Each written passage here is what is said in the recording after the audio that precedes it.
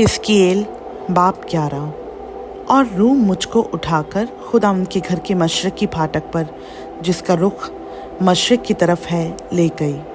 और क्या देखता हूँ कि उस फाटक के आस्ताना पर 25 शख्स हैं, और मैंने उनके दरमियान याजनिया बिन अजूर और फिल्तिया बिन बिनाया लोगों के उमराह को देखा।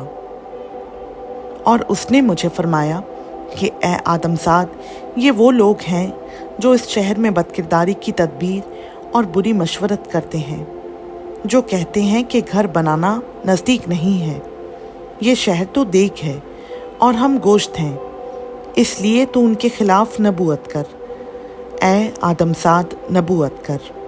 और खुदा उनकी रूह मुझ पर नाजिल हुई, और उसने मुझे कहा कि खुदावंद यूँ फरमाता है कि ए बनी इसराइल, तुमने यूँ कहा है, मैं तुम्हारे दिल के ख्यालात को जानता हूँ। तुमने इस शहर में बहुतों को कत्ल किया, बल्कि उसकी सड़कों को मख्तूलों से भर दिया है।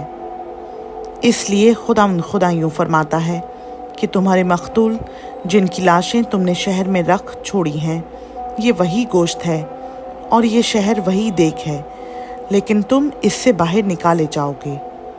तुम तलवार से डरे हो, और खुदा फरमाता है कि मैं तलवार तुम पर लाऊंगा, और मैं तुमको उससे बाहर निकालूंगा, और तुमको परदेसियों के हवाला कर दूंगा, और तुमको सज़ा दूंगा। तुम तलवार से कत्ल होगे।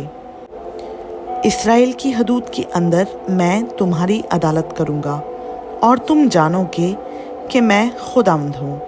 ये शहर तुम्हारे लिए देख ना होगा, ना तुम इसमें का गोश्त होगे, बल्कि मैं बनी इसराइल की हदूद के अंदर तुम्हारा फैसला करूँगा। और तुम जानोगे कि मैं खुदावंद हूँ, जिसके आईन पर तुम नहीं चले और जिसके अहकाम पर तुमने अमल नहीं किया, बल्कि तुम उन कौमों के अहकाम पर जो तुम्हारे आस पास हैं कारबंद हुए। और जब मैं नबूवत कर रहा था तो यूँ हुआ कि फिल्तिया बिन बिनाया मर गया। तब मैं मुंह के बल गिरा और बुलंद आवाज़ से चिल्लाकर कहा, आह खुदावंद खुदा, क्या तू बनी इसराइल के बखिया को बिल्कुल मिटा डालेगा? तब खुदावंद का कलाम मुझ पर नाजिल हुआ कि ए आदमजाद, तेरे भाइयों, हाँ तेरे भाइयों यानी तेरे खराबतियों, बल्कि सब बनी इसराइल से, हाँ उन सब से यरूशलेम के बाशिंदों ने कहा है, खुदावंद से दूर रहो, ये मुल्क हमको मिरास में दिया गया है। इसलिए तू कह, खुदा यूँ फरमाता है कि हर चंद मैंने उनको कौमों के दरमियान हाँक दिया है और गैर मुल्कों में परागंदा किया, लेकिन मैं उनके लिए थोड़ी देर तक उन मुल्कों में जहाँ जहाँ वो गए हैं एक मक़दस हूँगा। इसलिए तू कह, खुदा यूँ फरमाता है कि मैं तुमको उम्मतों में से जमा कर लूँगा, और उन मुल्कों में से जिनमें तुम परागंदा हुए तुमको फराहम करूँगा, और इसराइल का मुल्क तुमको दूँगा।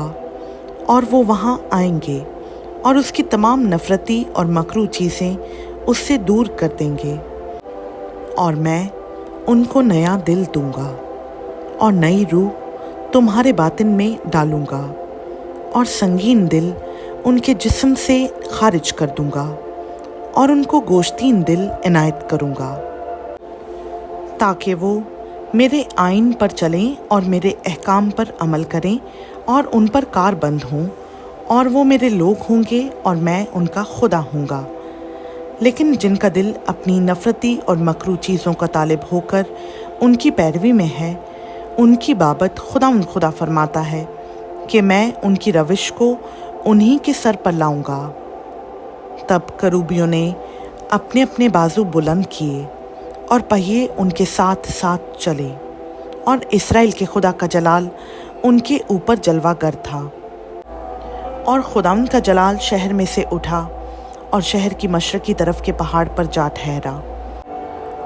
तब रूह ने मुझे उठाया, और खुदा की रूह ने रोया में मुझे फिर कस्तियों के मुल्क में असीरों के पास पहुंचा दिया, और वो रोया जो मैंने देखी मुझसे गायब हो गई, और मैंने اسیروں سے خداوند کی وہ سب باتیں بیان کیں جو اس نے مجھ پر ظاہر کی تھیں۔ خداوند کا پاک کلام کا پڑھا، سنا، سمجھا اور قبول کیا جانا ہم سبوں کے لیے باعث برکت ہو۔ آمین۔